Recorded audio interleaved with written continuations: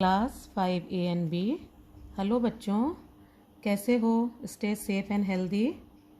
आज हम पढ़ेंगे पार्ट 6 साहसी रमन। हमारे देश में महापुरुषों तथा विभूतियों की महान श्रृंखला रही है। इस कड़ी में आधुनिक काल में एक वैज्ञानिक डॉक्टर चंद्रशेखर वेंकट रमन हुए, जिन्होंने अपनी प्रतिभा एवं साधना के बल पर भारत के गौरव को बढ़ाया है। आपको मालूम है, हमारे देश में बहुत से महापुरुषों और विभूतियों ने जन्म लिया, जैसे गोपाल कृष्ण गोखले, डॉक्टर अब्दुल कलाम आदि। उसी श्रृंखला में आज हम किसके बारे में पढ़ रहे हैं? वैज्ञानिक डॉक्टर चंद्रशेखर वेंकट रमन, जिनका बचपन का नाम क्या था? रमन। इन्होंने अपनी प्रतिभा एवं साधना के बल पर भारत के गौरव को बढ़ाया है। भारतीय वैज्ञानिक विभूतियों में रमन का नाम सबसे ऊपर है। इन्हें 1930 में नोबेल पुरस्कार भी मिला। भारत की इस महान विभूति का जन्म सन 1888 में दक्षिण भारत के तमिलनाडु प्रांत के मद्रास में हुआ था। इनका जन्म कहाँ हुआ था और कब हुआ था? इनका जन्म 1888 ईस्वी में दक्षिण भारत के तमिलनाडु प्रांत के मद्रास, चेन्नई में हुआ था। बाल्यकाल से ही ये बहुत होनहार एवं विचारवान थे। ये बचपन से ही बहुत ही इंटेलिजेंट थे। इनका पहला शोध प्रबंध 16 वर्ष की अवस्था में लंदन से प्रकाशित हुआ। शोध प्रबंध मतलब अनुसंधान पत्र, जिसको हम लोग रिसर्च लेटर बोलते हैं। बालक रमन एक साधारण परिवार से संबंध रखता था। वह अपने माता पिता का इकलौता पुत्र था। इकलौता मतलब वो अपने माता पिता की अकेली संतान था। उसके माता पिता बहुत गरीब थे। रमन में पढ़ने लिखने की बहुत लगन थी, परंतु उसके गांव में कोई विद्यालय नहीं था। अतः वह पढ़ने के लिए एक गांव से दूसरे गांव में जाता था। उसको पढ़ने में बहुत रुचि थी, लेकिन उसके गांव में कोई स्कूल नहीं था, तो वो पढ़ने के लिए उसको अपने गांव से दूसरे गांव में जाना पड़ता था। घर से विद्यालय जाते समय बीच में रेलवे लाइन पड़ती थी, जिसको पार कर रमन विद्यालय जाता था। एक दिन विद्यालय जाते समय रमन तथा उसके सहपाठियों की नज़र टूटी हुई पटरी पर पड़ी। एक बार क्या हुआ कि जब बच्चे, वो और उसके जो दोस्त थे, वो घर से जब विद्यालय जाने के लिए निकले तो रास्ते में एक रेलवे लाइन पड़ती थी और उन बच्चों की नज़र जो थी वो रेलवे लाइन पर पड़ी। तो उन्होंने देखा कि रेलवे लाइन की जो पटरी है वो टूटी हुई थी।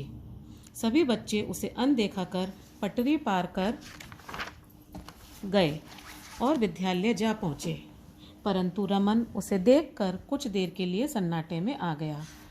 रेलगाड़ी के आने का समय निकट था। रमन सोचने लगा, पटरी टूटी होने से रेलगाड़ी उलट जाएगी और उन यात्रियों का जीवन खतरे में पड़ जाएगा जो गाड़ी में सवार हैं। अब जो रमन के दोस्त थे वो तो उन्होंने देखा पटरी टूटी हुई है, तो भी वो उसे अनदेखा करके स्कूल चले गए। लेकिन रमन ने सोचा कि अगर ये रेलगाड़ी को पटरी टूटी होने पर ध्यान नहीं दिया या इसका कुछ उपाय नहीं किया गया तो रेलगाड़ी उलट जाएगी और यात्रियों का जीवन खतरे में पड़ जाएगा जो सब गाड़ी में सवार हैं। वह अत्यंत बेचैन हो गया। वह विद्यालय जाना भूल गया और रेलगाड़ी को दुर्घटनाग्रस्त होने से बचाने के बारे में तरह तरह के उपाय सोचने लगा। अब वो बच्चा जो था वो स्कूल जाना तो भूल गया और बस वो तरह तरह के उसके दिमाग में उपाय सोचने लगा कि इस रेलगाड़ी को दुर्घटनाग्रस्त होने से कैसे बचाया जाए। उसे कोई ठोस उपाय नहीं मिला। अचानक कुछ सोचकर उसने बिना विलंब किए अपनी कमीज उतारी और बस्ते में रखी लाल शाई को उस पर डाल दी तथा पास की झाड़ी से एक टहनी तोड़कर कमीज को उस पर लटका लिया। वह उस लाल शाई से रंगी कमीज को हिलाता हुआ रेल की पटरियों के बीच उस ओर दौड़ पड़ा जिस ओर से रेलगाड़ी आने वाली थी। अब उस बच्चे ने क्या दिमाग लगाया, उसने देखा कुछ और तो मिल नहीं रहा, तो उसने जल्दी से अपनी कमीज उतारी और अपने जो पैन की लाल शाई थी उससे उसने उस कमीज को लाल कर दिया और एक पेड़ की डंडी तोड़कर उससे हिलाता हुआ वो उस डायरेक्शन में दौड़ा जहाँ से रेलगाड़ी आने वाली थी। दूर से आती रेलगाड़ी दिखाई पड़ने लगी। रमन और तेज दौड़ा। रेलगाड़ी के चालक ने दूर से देखा कि एक बालक लाल झंडी हिलाता हुआ लाइन पर दौड़ा चला आ रहा है। उसने बालक को लाइन से हटाने के लिए जोर से इंजन की सीटी बजाई। अब क्या हुआ कि जब रेलगाड़ी उसने देखा आ रही है तो रमन दौड़ता रहा और रेलगाड़ी के चालक ने यानी ड्राइवर ने दूर से देखा कि पटरी पर एक बच्चा दौड़ा चला आ रहा है। तो उसने सोचा कि ये बालक इस रेलगाड़ी के नीचे नहीं आ जाए, तो उसने ज़ोर ज़ोर से हॉर्न बजाना चालू कर दिया। रेलगाड़ी की ओर दौड़ता ही रहा, लेकिन वो रेलगाड़ी की ओर दौड़ता रहा। वह ज़ोर ज़ोर से आवाज़ भी लगा रहा था, गाड़ी रोको, आगे खतरा है। इंजन रह रहकर सीटी देने लगा। कुछ यात्री सोचने लगे, इंजन बार बार सीटी क्यों दे रहा है, अभी तो कोई स्टेशन भी नहीं आने वाला। अब उन्होंने देखा, जो रेलगाड़ी में सवार लोग थे उन्होंने खिड़की से देखा कि अभी तो ना तो कोई स्टेशन है और आसपास ऐसी कोई जगह ही नहीं है जहाँ ट्रेन रुक सकती है। फिर ये इंजन जो है वो ज़ोर ज़ोर से सीटी क्यों दे रहा है। लेकिन ये क्या, अचानक ज़ोरदार झटका लगा और गाड़ी रुक गई। तुरंत ही ड्राइवर, गार्ड और कुछ लोग यात्री नीचे उतर आए। अब ट्रेन झटका लगा और रुक गई। और ट्रेन में से कौन कौन उतर गया? ड्राइवर, गार्ड और कुछ यात्री। गाड़ी में बैठे यात्री खिड़कियों से झांक कर देखने लगे और वह सोचने लगे और समझने की कोशिश करने लगे कि यहाँ पर ये ट्रेन क्यों रुकी है। नीचे उतरने वाले लोग ये देखकर हैरान हो रहे थे कि एक छोटा बालक लाइनों के बीच में दौड़ता आ रहा है और इंजन की सीटी बजाने पर भी ये क्यों नहीं हटा। अब जब गाड़ी रुक गई तो उन्होंने देखा सामने से एक बच्चा भागा भागा रेलगाड़ी की तरफ आ रहा है। ड्राइवर बालक के पास पहुंचा और उसने पकड़ कर डांटते हुए बोला, क्यों रे, मरना चाहता है? रमन ने उत्तर दिया, नहीं साहब, मैं मरना नहीं चाहता, लोगों को बचाना चाहता हूँ।